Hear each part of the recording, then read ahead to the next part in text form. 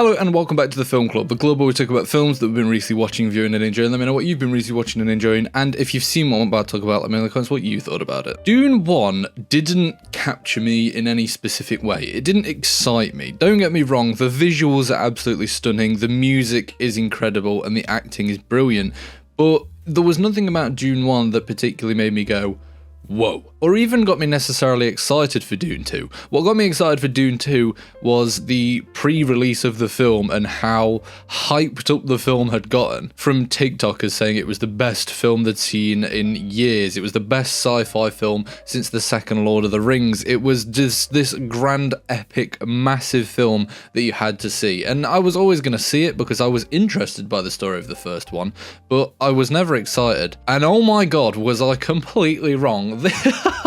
This film is something that I feel you could only experience once for the first time. It's got that feel where once you've seen it for the first time, you can watch it again and it will still be amazing, but it will never grip you the way that it had the first time. There's moments in this film that just had me sat in absolute awe. The spectacle of this film, the action, fighting, cinematography, we'll get onto all of this like in a little bit, but what an outstanding film. What an absolute achievement and accomplishment of cinema and filmmaking and the craft. It is just, it's crazy to watch. Like, this is a film that it has a smaller budget than The Flash, than Thor: Love and Thunder, and yet this film it's just brilliant and it's beautiful to watch. The story of Dune 2 was fantastic. It had everything that I wanted in it. It had sort of the build-up of Paul getting to know the desert, getting to grips with that lifestyle, and I loved seeing him and the comedy elements in there as well, coming to terms with it, but why you've got at play, obviously, the building hope that he is the Messiah, he is the one that's going to save them all, the Lis Al-Gaib, he is the one. All of that is so layered that it just creates this sort of brilliant part one to the film where it's sort of getting to know Paul in this new era. It's not him from the first film sort of struggling with identity, it's him growing into it, and I thought that was just done insanely well. To then have the story split up by what is one of my favourite scenes and acts of a film in a while, the black and white scene of the Harkonnen planet. From the black and white aesthetic to the just scale and scope of this giant arena, but it looks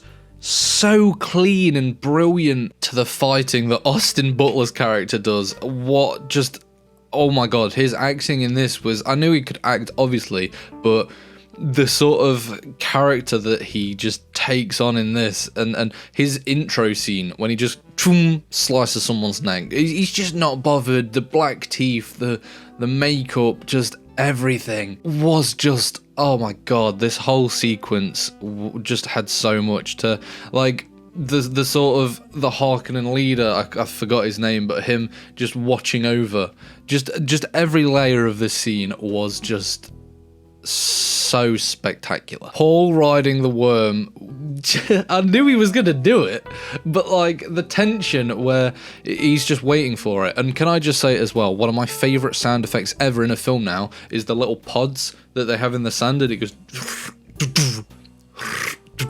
oh, that's a nice noise. That is a brilliant noise. But when you've just got this giant sandworm coming at him and he just jumps on it, and the hooks, and it's so slowly paced, there's not a whole lot of dialogue, it just, they let the scene do the talking, and it was just brilliant. It was just so good. It was slow, but it was dramatic, and it just felt right, and it was just a brilliant scene to watch. Another scene that will stick with me for a long time is the shot, especially the one shot of Paul walking through all the people who have clearly heard the whispers from his mother that he is the prophet, he is the one, and he's just walking through all of them, and the overhead shot of just all those.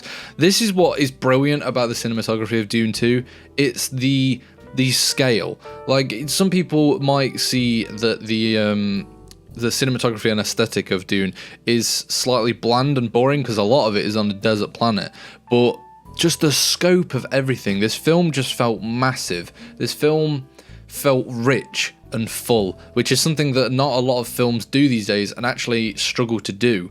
A lot of films I come away from thinking it was very empty except for the main couple characters, but this film just felt full of rich life and scale, and that scene specifically, I was just sat there going, what a shot. Like, just what a shot for just everything in the film. And then moving on to him doing the speech and essentially taking on the role that he didn't want, but he's got, and just almost falling into the power and rallying the troops, essentially. But what a scene. That scene is enough to solidify Timothée Chalamet as one of the best to do it. He is the next generation. He is that guy. Like, he is the Leo of the next 20, 30, 40, 50 years. He is just brilliant. I've loved him before this film, don't get me wrong. I do love him as an actor, I love him as a guy, I think he's very interesting, but this just solidified him, just that scene alone for me, and a lot of other scenes as well in the film, especially towards the end, his fight scene against Austin Butler's character. There's just little bits in that when you can see like he's falling to the dark side, and it's just brilliant to watch. I mean, I absolutely love the parallel of him just screaming silence at that mother from the first film, her telling him silent, to then him just silence. Oh, the chills that one line gave me was, oh. Speaking of the fight scene between Paul and Austin Butler's character, I mean, that might be one of my favourite hand-to-hand combat scenes I've seen in a long time. The skill and choreography and craftsmanship that went into that, to even just the cinematography, the sun being just behind them, lighting up the scene. Oh, it was just brilliant. It was layered. It was the hits felt like they were connecting, which I've actually found quite annoying recently. Stuff like watching Echo by Marvel, like it just didn't connect. But this felt like they were fighting. This felt tense. This felt like either of them could lose. Either of them could die in that scene there and then, which obviously they do. What a scene. I was actually sat in awe when Paul shoots the nukes and the missiles, it blows up, and that whole sequence, firstly, that shot of Paul stood with the explosion in the background might be one of my favourite shots, just period. That was an absolutely stunning shot. But then also all of the, oh my god, there's so much in this film to talk about. Just all the people popping out the sand, all of those scenes when they were attacking the spice like diggers, oh my god, just all of them popping out. This film had so much. It's so good. It is such a brilliant film. Oh my god, I've not felt this way about a film in a long time. Dune 2 has honestly, it's exceeded my expectations, and I really just hope we get a Dune 3, and I hope it's as good, because this could go down as one of the greats. This could go down as one of the great trilogies, with Star Wars, Lord of the Rings, the Dark Knight trilogy, that kind of spectacle. Don't get me wrong, it's pretty much already there. He's pretty much in the talks with those people, but at the same time, I feel like a trilogy is needed. I mean, I got to the end of Dune 2 thinking, oh, well, it's all set up and ready for Dune 3 then, and then I came out and looked, and actually that's the end of the book. I didn't realise that. Obviously, there is another book which follows on from that, but I was genuinely like, oh, that's where it ends. Oh, right.